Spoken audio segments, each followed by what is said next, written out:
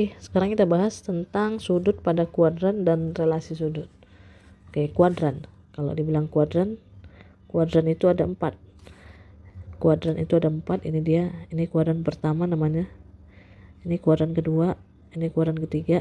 Ini kuadran keempat. Nah, untuk kuadran pertama dia dimulai dari 0 derajat sampai 90 derajat. Untuk kuadran kedua dia dimulai dari 90 derajat sampai sini 180 derajat. Untuk kuadran ketiga dia mulai dari 180 derajat sampai 270 derajat. Untuk kuadran keempat dimulai dari 270 derajat sampai 360 derajat. Nah, intinya adalah asal saja tahu caranya. Asal saja tahu caranya. Asal saja tahu caranya.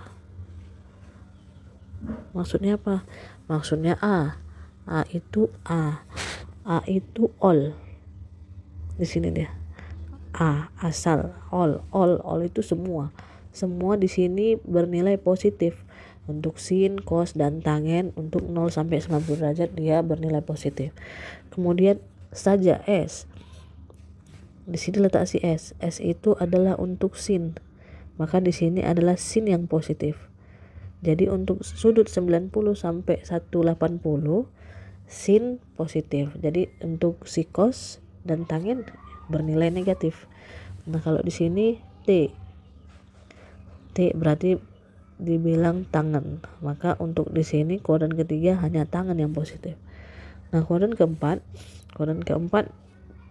C kan? C itu si cos.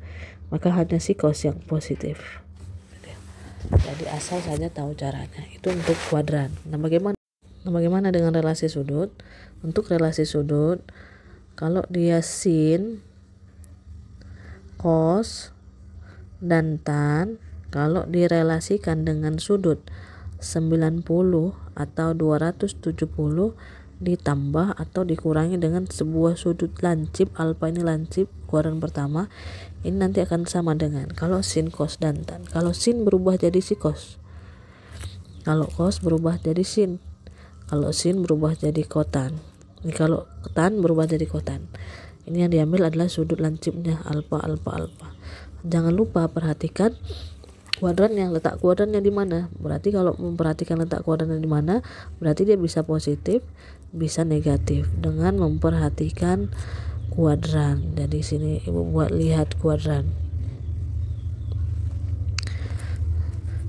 Nah, relasi sudut yang lain, kalau sin, cos, dan tan direlasikan dengan sudut 180 atau 360 ditambah atau dikurangi dengan alfa, maka sin tetap jadi sin, cos tetap jadi cos, tan tetap jadi tan. Nah, yang diambil sudut alfanya. Nah, sama seperti yang tadi, perhatikan juga kuadrannya untuk menentukan dia nilai positif dan nilai negatifnya. Bisa bernilai positif, bisa bernilai negatif, dengan catatan tadi lihat kuadran juga. Oke, contohnya tentukan nilai sudut berikut katanya. Sin 180 derajat, cos 225 derajat. Yang kita tahu sudut istimewa itu 0, ya kan? 30, 45, 60 dan 90, ya kan? Tidak ada di sini 120, 225. Nah, untuk menentukan dia berapakah nilai fungsi trigonometri sin, cos atau tangen dan lain-lain itu untuk yang lebih besar dari 90 derajat, maka pakailah relasi sudut. Nah, kita kerjakan soal ini. Untuk yang pertama, untuk sin 120. Untuk sin 120.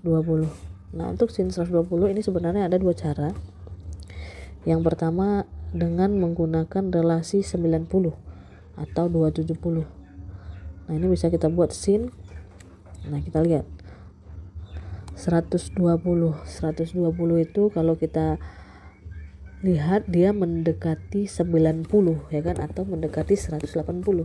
Nah, bisa kita ambil mendekati 90 dulu. Oke, 90 tambah berapa supaya dapat 120? Iya, 90 tambah 30, ya kan? Maka ini akan sama dengan, nah kita lihat lagi, ini 120 berada di kuadran keberapa? Ingat kuadran kuadran itu ada 4, kuadran 1, 2, 3, dan 4. Udah, kuadran mulai dari 0, kuadran 1 mulai dari 0 sampai 90. Ini 90 sampai 180. Ini sampai 270, ini sampai 360. Oke, asal saja tahu caranya. Nah, ini 120 berarti berada di kuadran kedua, ya kan, di antara 90 dan 180. Berarti kalau berada di antara 90 dan 180 berada di kuadran kedua, berarti nilai sin ini di kuadran kedua, berarti nilai sin bernilai positif, maka sini tetap positif. Nah, ini relasinya relasi 90. Tadi kalau relasi 90 sin berubah jadi cos. Cos berapa diambil? Cos 30 yang diambil. Tadi sin 120 itu nilainya sama dengan cos 30. Cos 30 itu berapa? Lihat tabel sudut istimewa. Itu nanti sama dengan setengah akar 3. Itu cara pertama. Boleh juga relasinya jangan 90 kita ambil. Relasinya adalah sin 100 mendekati berapa tadi? 90 dan 180 kan? Berarti kita ambil yang 180. Nah, kalau dia 180 ini diapain supaya dapat 120? Iya, dikurangi dengan 60. Tadi 180 kurang 60 ya, tetap 120. Maka ini akan sama dengan tetap di kuadran kedua. Jadi tadi 180 dikurang 60 supaya mendapat 120. Tetap di kuadran kedua bernilai positif, maka yang diambil adalah 60. Kalau relasi 180 dia tetap jadi sin. Jadi sin 60.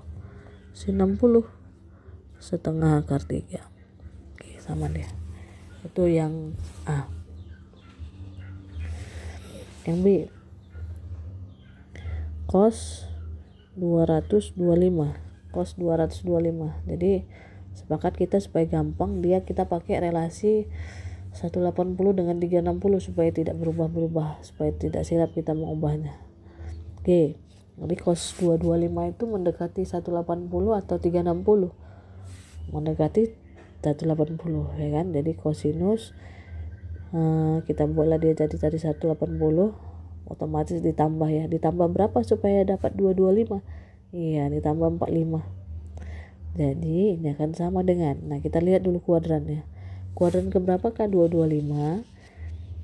Kuadran keberapakah 225? 0, 90, 180, 270, 360. Berarti kuadran ini ya. 1, 2, 3, 4. Berarti kuadran sini. Asal saja tahu caranya.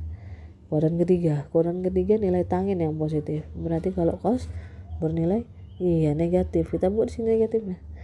Negatif kosinus 45. Jadi kosinus 45 berarti negatif setengah akar 2. Itu dia. Sekarang coba kamu kerjakan nilai dari tan 315 dan kosinus 120.